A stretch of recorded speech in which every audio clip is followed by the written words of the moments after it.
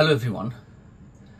লিভারের মধ্যে সিস্ট আমাদের এখন ইদানিং খুবই বেশি দেখা যাচ্ছে এবং কিছু স্পেসিফিক কিছু সিমটম আমাদের কাছে নিয়ে আসছে। আমরা যদি পার্সেন্টেজ বার করতে চাই তাহলে লিভারের সিস্টের মধ্যে 5 থেকে 6% মানুষ লিভার সিস্টে ভুগছি আমরা। তার স্পেসিফিক কিছু কারণ ডেফিনেটলি আছে, কিন্তু তার সাথে সাথে সব থেকে বেশি ইম্পর্টেন্ট সেটা হচ্ছে যে লাইফস্টাইলটা সব থেকে বেশি ইম্পর্টেন্ট। আমাদের চলাফেরা থেকে শুরু করে ডায়েট মেনটেন থেকে শুরু করে সমস্ত কিছুই ডিপেন্ড করে এই সিস্টের জন্য। তো আজকে যে টপিকসটা নিয়ে আলোচনা করতে চাইছি সেটা হচ্ছে লিভার সিস্ট বা হেপাটিক সিস্ট।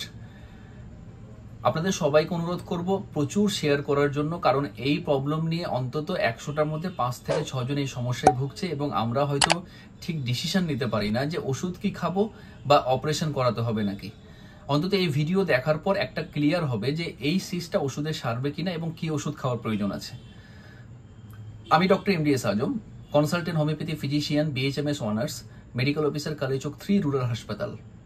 লিভার সিস্ট বা হেপাটিক সিস্ট আমরা কাকে বলবো? এটা একটা ফ্লুইড ফিল স্যাক বলতে পারেন এবং এটা ফর্ম হয় লিভারের মধ্যে। মোস্টলি লিভার সিস্ট নন ক্যান্সারাস বা বিনাইন থাকে।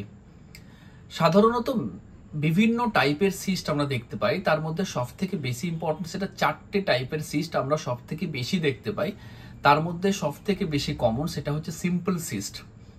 এটা একটা কমপ্লিটলি হার্মলেস এবং ফ্লুইড ফিল, একটা ক্লিয়ার ফ্লুইড ফিল স্যাক থাকে সিম্পল সিস্ট, এবং এটা ম্যাক্সিমাম 90% ক্ষেত্রে এটা কনজেনিটালি কজ থাকে।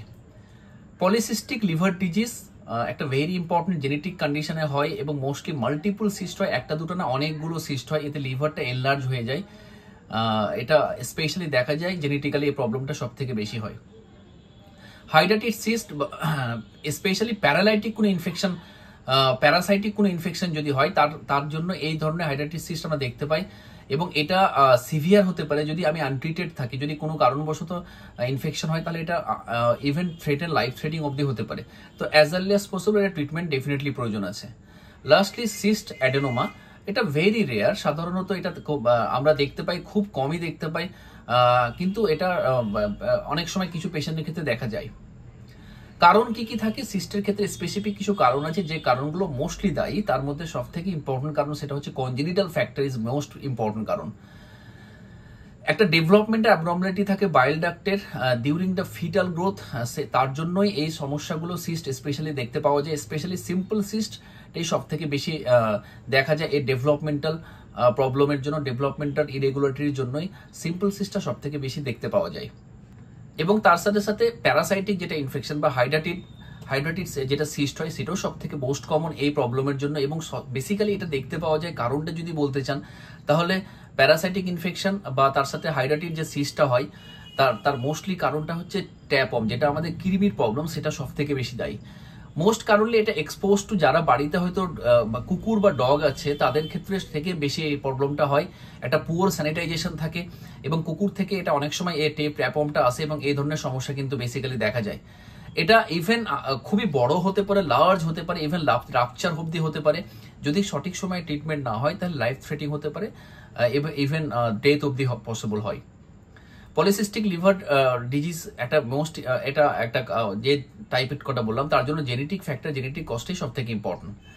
তার সাথে সাথে ট্রমা বা কিছু ইনজুরি একটা ফ্যাক্টর থাকে যে যার কারণে এই ধরনের সিস্টের সমস্যা আসে। স্পেশালি কি ট্রমা, একটা ব্লান্ট অ্যাবডোমিনাল ইনজুরি যদি থাকে বা সার্জিক্যাল কোনো সার্জারি যদি হয়ে থাকে, সার্জারিতে যদি কোনো ইনজুরি হয়ে থাকে তার জন্য এই ধরনের সিস্ট ফর্ম করতে পারে। ইনফেকশন এবং abscess most important factor, very very important factor.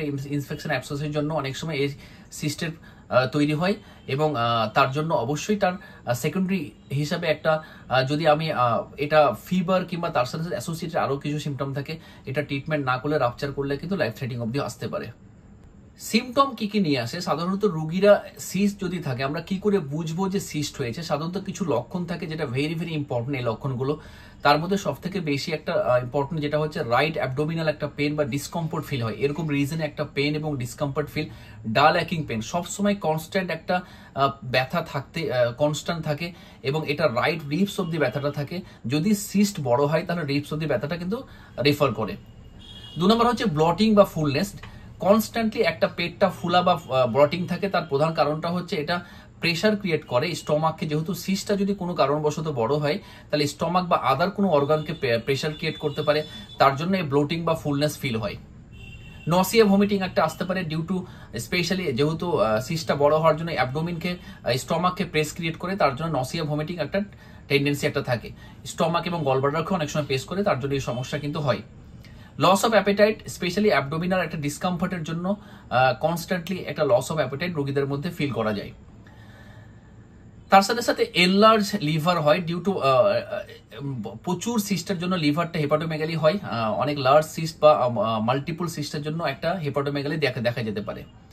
তার সাথে কি প্যালপেবল মাস হতে পারে, যারা একটু থিন পার্সন, যারা একটু পাতলা লিকলিকে চেহারা, তাদের ক্ষেত্রে যদি আমি লিভার প্যালপেবল করি সেটাকে অনেক সময় মাস ফিল করা যায়, মানে সিস্টটা ফিল করা যেতে পারে।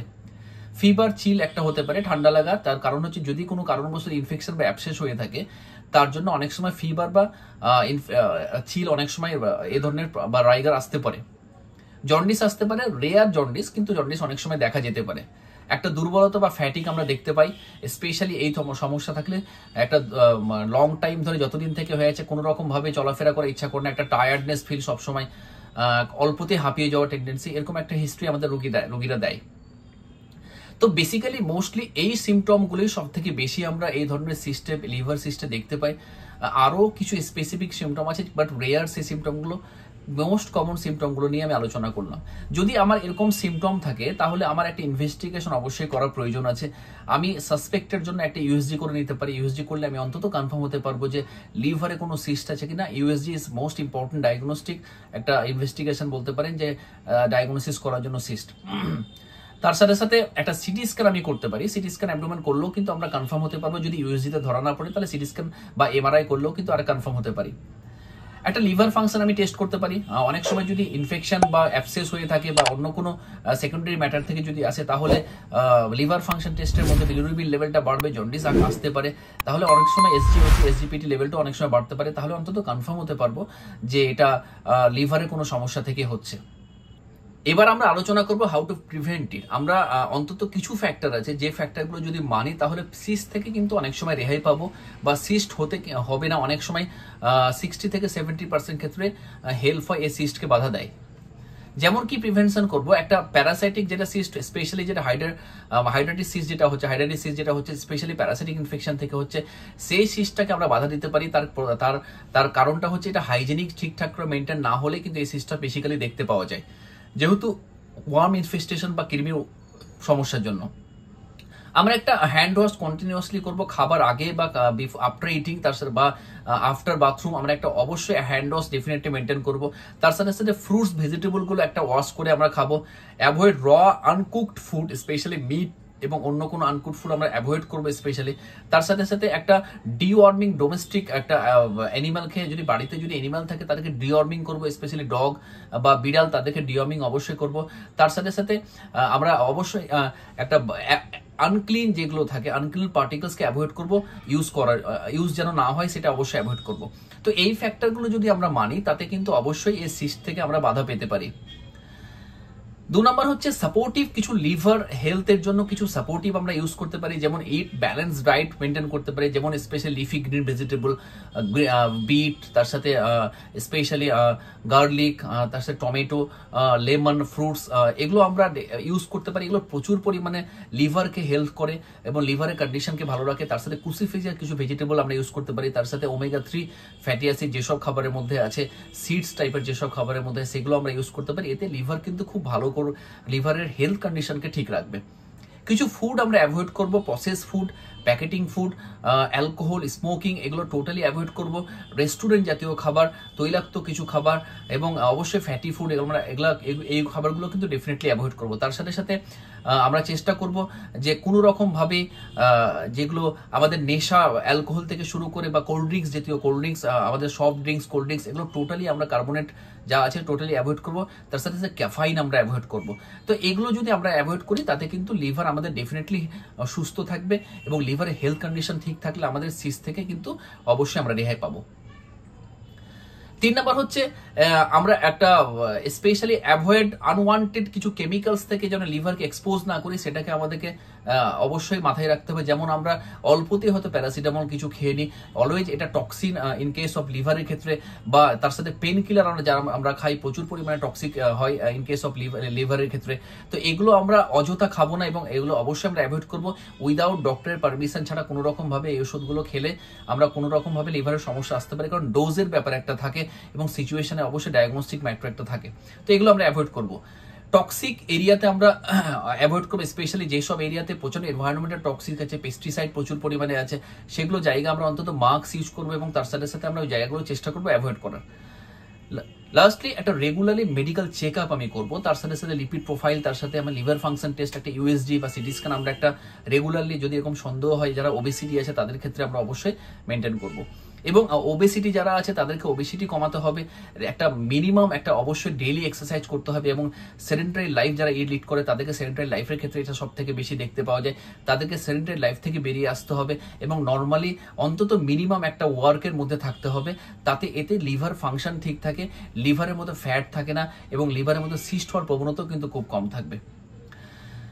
লাস্টলি ভেরি ভেরি ইম্পর্টেন্ট, সেটা হোমিওপ্যাথিক ট্রিটমেন্ট আমরা দিতে পারি। এরকম যদি সিস্ট আমাদের কাছে নিয়ে আসে তাহলে কি চিকিৎসা আমরা দিতে পারি। হোমিওপ্যাথিক্যালি প্রচুর মেডিসিন আমাদের ক্ষেত্রে আছে, তার মধ্যে কিছু স্পেসিফিক ওষুধের নাম এবং তার ডিটেলসটা আমি বলবো। তার মধ্যে সব থেকে ভালো এই ওষুধ যেটা হচ্ছে chelidonium majus, is a excellent medicine for লিভারের জন্য। স্পেশালি কি হিস্ট্রি নিয়ে আসবে, একটা জন্ডিসের মতো হিস্ট্রি নিয়ে আসবে, একটা গরম খাবারের প্রতি একটা রোগীর একটা হিস্ট্রি, একটা pain in the right hypochondrial region, একটা কনস্ট্যান্ট পেন থাকবে, একটা হেভিনেস বা fullness of bloated of abdomen constantly একটা থাকবে, নসিয়া ভমিটিং টেন্ডেন্সি একটা থাকবে। এরকম যদি হিস্ট্রি থাকে, চিলিডোনিয়াম অন্তত 30 পোটেন্সি দিনে 4 বার করে 5-7 দিন চালাবো, দেখবেন আস্তে আস্তে আপনার, তারপরে কিছুদিন ওয়েট করার পর যদি প্রয়োজন পড়ে আমি রিপিট করবো, না হলে আমি একটা রিপোর্ট করবো, দেখবেন আস্তে আস্তে সমস্ত সমস্যা কিন্তু দূর হয়ে গেছে। কার্ডওয়াস মেরিনাস আমরা ইউজ করতে পারি, স্পেশালি কোন ক্ষেত্রে আমরা দেবো, স্পেশালি সেই ক্ষেত্রে আমরা দেবো যারা এই ধরনের সিস্টের সাথে সাথে একটা নসিয়া ভমিটিং, একটা প্যালপেবল একটা মাস আমরা পাবো ইন কেস অফ রাইট হাইপোকন্ড্রিয়াল রিজনে, পায়খানার একটু প্রবলেম থাকবে, কনস্ট্যান্টলি একটা ভমিটিং টেন্ডেন্সি থাকবে, এরকম যদি একটা হিস্ট্রি থাকে তাহলে কার্ডওয়াস আমরা দিতে পারি 30 পোটেন্সি দিনে 4 বার করে, অন্তত যদি 7 থেকে 8 দিন আমরা চালাই, এতেও আস্তে আস্তে সমস্ত সমস্যা কিন্তু সমাধান হবে। লাইকোপোডিয়াম আমি দিতে পারি, lycopodium also excellent medicine for liver প্রবলেমের জন্য। লাইকোপোডিয়ামের হিস্ট্রি কি নিয়ে আসবে, pain in the right hypochondrial region, specially pain aggravated, ঠান্ডা খাবারের প্রতি অ্যাগ্রাভেট হবে, বিকেলের দিকে ব্যথা বাড়বে, রিলিভ বাই গরম অ্যাপ্লিকেশন, এবং স্পেশালি তার সাথে গরম শেক দিলে বেটার ফিল করবে, গরম খাবারের প্রতি একটা তৃপ্তি থাকবে, এবং স্পেশালি রোগীরা প্রচন্ড একটা আনইজি লেজি টেন্ডেন্সি থাকতে পারে, একটা টেম্পারমেন্ট থাকবে, এবং সেডেন্টারি লাইফ যারা ইউজ করে বাইরের লোকেদের সঙ্গে মিশতে পারবে না সহজে, তাদের ক্ষেত্রে লাইকোপোডিয়াম আমি 30 পোটেন্সি দিনে 4 বার করে 7 থেকে 8 দিন চালালেও কিন্তু সমস্যার সমাধান আস্তে আস্তে হবে। ফসফরাস আমি দিতে পারি কোন ক্ষেত্রে, তাদের ক্ষেত্রে ফসফরাস দ্বারা একটু লিন থিন পার্সেন্ট, লম্বা প্রচুর আছে, ঠান্ডার খাবার প্রতি একটা প্রচন্ড চাহিদা আছে, মাংসের প্রতি চাহিদা আছে, লবণ জাতীয় খাবারের প্রতি চাহিদা একটা, এবং লিভার এনলার্জমেন্ট থাকবে, নসিয়া ভমিটিং টেন্ডেন্সি একটা থাকবে, এবং তার সাথে সাথে পায়খানা একটু সমস্যা থাকবে। এরকম যদি হিস্ট্রি আমাদের কাছে নিয়ে আসে তাহলে আমরা ফসফরাস 30 পোটেন্সি দিনে 4 বার করে 7 থেকে 8 দিন চালালেও কিন্তু আস্তে আস্তে সমস্ত সমস্যা সমাধান হবে।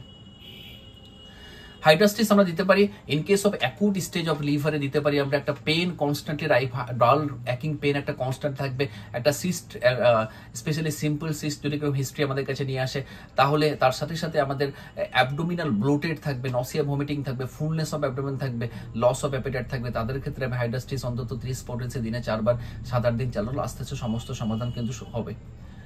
চাইনা দিতে পারি অ্যাকুট স্টেজে, কোন ক্ষেত্রে দেবো, একটা কনস্ট্যান্টলি অ্যাসিডিটি, ব্লোটেড অ্যাবডোমেন, সবসময় পেট ফুলে আছে, ঢেকুর উঠছে না, তার সাথে ফ্লাটাস পাস হচ্ছে না, এবং তার সাথে কনস্ট্যান্টলি পেটটা একদম পুরো বিশাল ফুলে আছে, এবং লিভারে তার সাথে লিভারের যদি সিস্ট থাকে এবং তার সাথে সাথে যদি নসিয়া ভমিটিং টেন্ডেন্সি থাকে, তাহলে আমরা চাইনা 30 পোটেন্সি দিনে 4 বার করে 7-8 দিন চালালো, আস্তে আস্তে সমস্যার সমাধান কমবে।